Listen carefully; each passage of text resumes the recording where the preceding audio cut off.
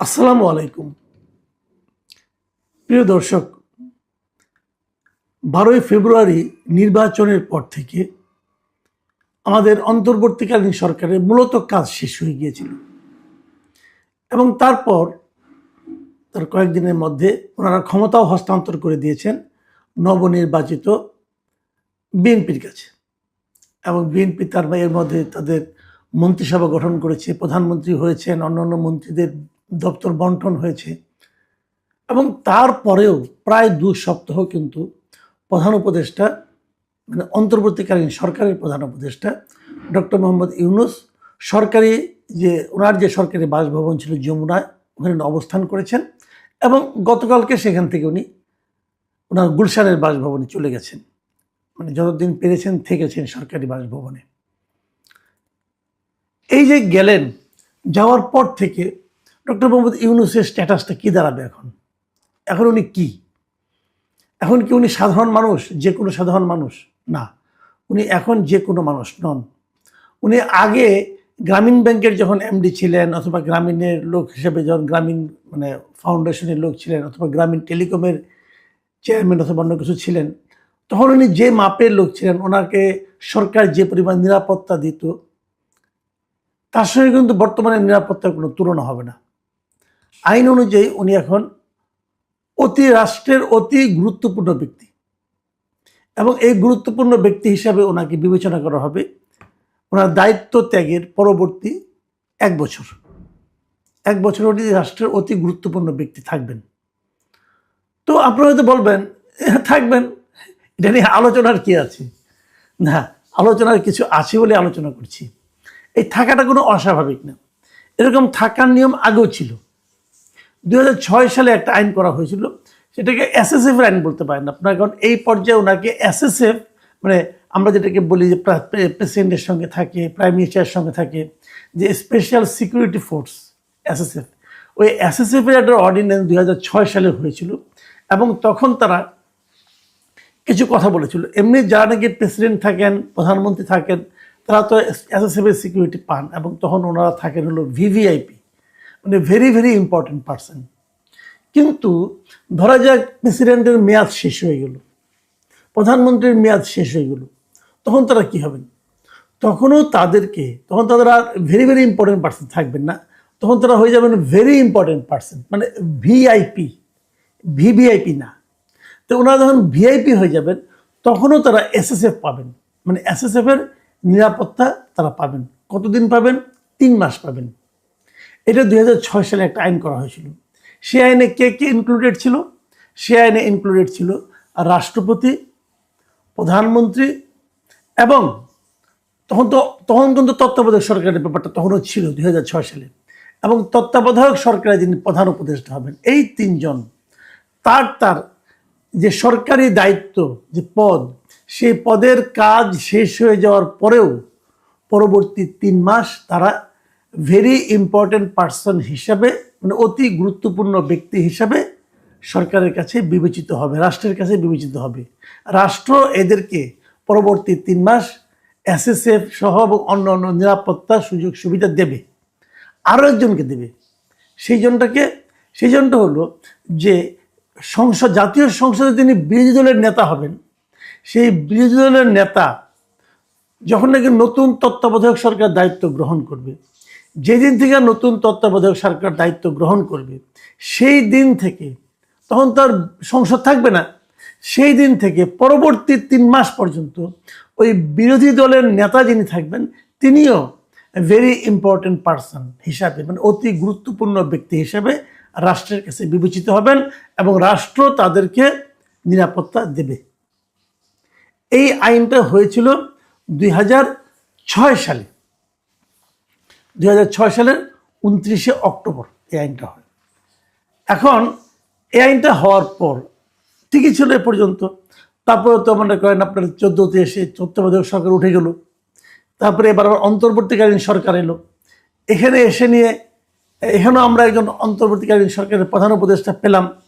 এখন প্রধান উপদেষ্টার কার্যকাল যখন শেষ হয়ে যাচ্ছে, উনি যখন শেষ হয়ে যাবেন, তাহলে ওনারও কিন্তু ওই একই নিয়মে 3 মাস সেই অতি গুরুত্বপূর্ণ ব্যক্তি হিসেবে নিরাপত্তা পাওয়ার কথা, কিন্তু এক্ষেত্রে আর তা হলো না। এক্ষেত্রে যে জিনিসটা হলো, আমরা দেখলাম যে এই বছরের মানে 2026 সালের মানে নির্বাচনের ঠিক দুদিন আগে নতুন একটা অধ্যাদেশ হলো, একটা সরকারি বিজ্ঞপ্তি হলো, এবং সেই বিজ্ঞপ্তিতে বলা হলো যে প্রধান উপদেষ্টা যিনি থাকবেন তিনি পরবর্তী মানে দায়িত্ব শেষ হওয়ার পরেও 1 বছরের জন্য উনি ভিআইপির মর্যাদা পাবেন। এই যে নতুন যে প্রজ্ঞাপনটা হয়েছে ফেব্রুয়ারির 10 তারিখে, সেখানে আসলে কি লেখা হয়েছে? সেখানে লেখা হয়েছে যে অন্তর্বর্তীকালীন সরকারের প্রধান উপদেষ্টা ডক্টর মোহাম্মদ ইউনূসকে তাহার দায়িত্ব হস্তান্তরের তারিখ হইতে 1 বছরের জন্য অতি গুরুত্বপূর্ণ ব্যক্তি হিসেবে এই সরকার ঘোষণা করল, এবং এটা অবিলম্বে কার্যকর হবে। রাষ্ট্রপতির আদেশক্রমে মোহাম্মদ সাইফুল্লাহ পান্না, মানে এটা কে করলো? রাষ্ট্রপতি করলো, আদেশটা দিল রাষ্ট্রপতি। এখন অনেকে হয়তো প্রশ্ন করবেন যে দিন কয়েক আগে রাষ্ট্রপতি তো মানে খুব দুঃখ করে একটা ইন্টারভিউ বললেন যে তাকে কিভাবে ডক্টর ইউনূস পদে পদে অপমান করেছে, এটা তিনি বলেছেন। তো তার মানে রাষ্ট্রপতির সঙ্গে ডক্টর ইউনূসের সম্পর্ক মোটেই ভালো ছিল না, তারপরেও রাষ্ট্রপতি এই ধরনের একটা আদেশ দিল, তার জন্য এত ভালো কিছু করলো। বিষয়টা আসলে এরকম না, এরকম না কেন আমি বলি, বাংলাদেশের সব কিছুই রাষ্ট্রপতির আদেশক্রমে হয়। এখন আমার তো মাঝে মাঝে মনে হয় যদি রাষ্ট্রপতিকে কোনো কারণে সরে যেতে হয়, তখন হয়তো বলা হবে রাষ্ট্রপতির আদেশক্রমে ওনাকে সরিয়ে দেওয়া হলো। এটা একটা ফ্রেজ মাত্র, এটা একটা মানে বলা হয়ে থাকে। এদেশে যা কিছু হয়, যত আইন হয়, সবই রাষ্ট্রপতির আদেশক্রমে হয়। আসলে হয়তো অনেক কিছু রাষ্ট্রপতি জানেনও না। এই যে রাষ্ট্রপতির ওখান থেকে যে আপনার রাষ্ট্রপতির অভিযোগ করেছে যে ওনার ওখান থেকে যে মিডিয়া এই যে সেলটা ছিল ওটা সরিয়ে নেওয়া হয়েছে, যদি কোনো আদেশে নেওয়া হয়ে থাকে বলা হবে ওখানেও রাষ্ট্রপতির আদেশক্রমে হবে। রাষ্ট্রপতি অনেক কিছু জানেন না, কিন্তু ওনার আদেশক্রমে সব কিছু হয়। এবং বাংলাদেশের সংবিধানও অনেকটা এরকমই, যে রাষ্ট্রপতি যা কিছু করেন প্রধানমন্ত্রীর পরামর্শক্রমে করেন। মানে উনি কোনো কিছু নিজে নিজে করতে পারেন না, মাত্র দুটো জিনিস ছাড়া। 1 নম্বর জিনিস হলো উনি একজনকে প্রধানমন্ত্রী নিয়োগ করতে পারেন নিজের ইচ্ছায়, আরেকজনকে প্রধান বিচারপতি করতে পারেন নিজের ইচ্ছায়। এছাড়া উনি নিজের ইচ্ছায় আর কিচ্ছু করতে পারেন না। কাজে এই যে ডক্টর ইউনূসকে 1 বছরের দেওয়া হয়েছে, এটাও ডক্টর ইউনূসেরই ইচ্ছায়, ডক্টর ইউনূস যেভাবে চেয়েছেন সেভাবেই হয়েছে। তো এই পর্যন্ত ঠিক আছে, কোনো সমস্যা নাই। ওনাকে 1 বছরের মতো যদি দেওয়া হয়, অনেকে বলে থাকেন উনি হয়তো মবের ভয়ে এটা নিয়েছেন, মানে উনি এমন এমন কাজ করেছেন গত 18 মাসে যে জনগণের মধ্যে ওনার জনপ্রিয়তা এমন একটা পর্যায়ে পৌঁছেছে যে উনি হয়তো ভেবেছেন এই জনপ্রিয়তার ধাক্কা সামনে মাঝখানে যে জনগণ এবং তার মাঝখানে যদি একটা শক্তিশালী নিরাপত্তা বেষ্টনী না থাকে, তাহলে ওনার জন্য হয়তো ভালো নাও হতে পারে। এটাকে আপনার মব বলেন আর যাই বলেন, এটা হতে পারে উনি ওরকমভাবে নিজেকে সেভাবে সুরক্ষিত রাখার কথা চিন্তা করছেন। কিন্তু আমার প্রশ্নটা অন্য জায়গায়। আমি সবসময় কিন্তু বলে এসেছি যে ডক্টর ইউনূস একজন স্বার্থপর টাইপের লোক, এবং উনি দায়িত্ব নেওয়ার পর নিজের যা যা সুবিধা সব আদায় করে নিয়েছেন।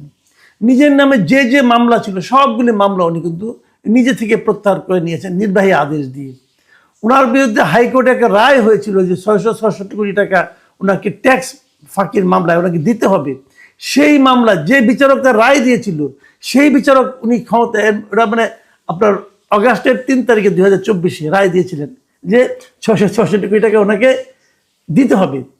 এবং আপনারা জানেন হাইকোর্টে কি হয়, একটা রায় দেওয়া হয়ে গেলে প্রথমে শর্ট রায়টা পড়া হয়, পরবর্তী সময়ে সেই রায়টা আবার ডিটেল লিখতে হয়।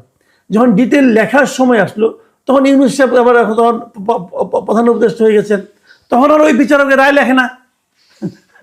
আগের বার উনি তো শর্ট রায় দিয়েছেন, তখন হাসিনা ছিলেন।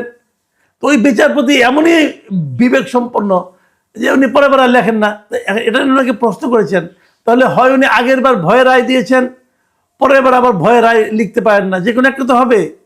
তো যা হোক, উনি কিন্তু ওই টাকাটাও দেন না, ওটা কিন্তু উনি মওকুফ করে নিয়েছেন। তার মানে নিজের সব স্বার্থ আদায় করে নিয়েছেন। গ্রামীণের জন্য ট্যাক্স হলিডে যেটা 29 সাল পর্যন্ত সেটাও করে নিয়েছেন, গ্রামীণের বিশ্ববিদ্যালয়ে নিয়েছেন, কত কিছু যা যা লাগে, গ্রামের আদম ব্যাপারী হবে, গ্রামীণ ম্যান পাওয়ার বিজনেস করবে, সেগুলো লাইসেন্স নিয়ে নিয়েছেন, সব নিজের স্বার্থে সব করে নিয়েছেন। এবং সবশেষ যে কাজটা করলেন যে নিজের জন্য SSF নিয়ে নিলেন 1 বছরের জন্য। এটাও নেন, আমার কোনো আপত্তি নাই। কিন্তু আমার প্রশ্ন হলো, আগে যে নিয়মটা ছিল যে প্রধানমন্ত্রী পাবেন, রাষ্ট্রপতি পাবেন, অথবা সংসদ মানে তত্ত্বাবধায়ক সরকারের দায়িত্ব নেওয়ার পরে বিরোধী দলের নেতা পাবেন, তাদেরও 1 বছর বাড়াইতেন, সেটা নিজেরটা বাড়াই নিলেন। কারণ এই যে তারেক রহমান, উনি যখন নাকি আগামীতে যদি এই আইনগুলি থাকে, তাহলে আগামীতে উনি যখন ক্ষমতা থেকে চলে যাবেন, সংসদ ভেঙে যাবে, তারপরে উনি মাত্র ভিআইপি ইটা পাবেন, আপনার মানে ভিআইপি মর্যাদাটা ভোগ করতে পারবেন মাত্র 3 মাস। অথবা আমাদের যে এখন যিনি রাষ্ট্রপতি আছেন শাহাবুদ্দিন আহমেদ, উনি যদি চলে যান কালকে, এই পদত্যাগ করেন অথবা কোনো কারণে উনি যদি চলে যান যে আমি আর রাষ্ট্রপতি থাকবো না, অথবা যেদিনই যাবেন, ওনার মেয়াদ যখন শেষ হবে তারপর যখন যাবেন, উনি যাওয়ার পর মাত্র 3 মাস এই সুযোগটা পাবেন। তাই সবাই 3 মাস করে পাবেন, ইউনূস সাহেব পাবেন 1 বছর। কারণটা কি? ইউনূস সাহেবকে 1 বছর পেতে হবে কেন? নিজের জন্য এই আইনটা করে নিলেন। মানে আপনি মানে অন্য কারোর মতো না, আপনি এমন একটা জায়গায় আছেন যে আপনার জন্য বেশি লাগবে। এই যে স্বার্থপরতাটা না, এটা মানুষের চোখে লাগে। অনেকেও তো বলেছে উনি ভিআইপি মর্যাদা পাবেন কেন, না পাবেন, আমার কোনো আপত্তি নাই। কিন্তু আমার কথা হলো, যখন আপনি আপনারটা বাড়ালেন, সবারটা বাড়াই দিতেন। অথবা যখন আপনার দরকার হবে ওই আইনটার মতো করে আপনি পাইতেন। ওই আইনটা তো বাতিল হয়নি, আগের আইনটা। তো আপনার জন্য 1 বছর করতে হবে কেন? এই যে একটা লোভ এবং এই নির্লজ্জ লোভ, মানে যে লোভটা প্রকাশ করতে কোনো লজ্জা এবং বিব্রত বোধ পর্যন্ত উনি করেন না, এটাই ডক্টর ইউনূস। উনি লজ্জা পান না, নিজের স্বার্থ প্রাপ্তির ক্ষেত্রে উনি লজ্জা পান না। এই নির্লজ্জ লোকটাই গত 1.5 বছর আমাদের উপর, আমাদের শাসন ক্ষমতায় ছিলেন, আমাদের দেশকে তিনি কোথায় পৌঁছে দেওয়ার কথা আমাদের লোভ দেখিয়েছিলেন, আমাদেরকে স্বপ্ন দেখিয়েছিলেন, এবং সেই স্বপ্নের কোনোটাই বাস্তবায়িত হয়নি। ওনার দেখানোর স্বপ্ন একটাও বাস্তবায়িত হয়নি। সারা দুনিয়ায় উনি যে স্বপ্ন দেখান, সেটাও আমাদের এখানে বাস্তবায়ন করার চেষ্টাই করতে পারেননি। এই হলো আমাদের নিয়তি। প্রিয় দর্শক, আপনারা ভালো থাকবেন। আর এই বিশেষ নিরাপত্তা নিয়ে ডক্টর ইউনূস সাহেব আগামী 1 বছর ভালো থাকবেন, এই প্রত্যাশা থাকলো। আল্লাহ হাফিজ।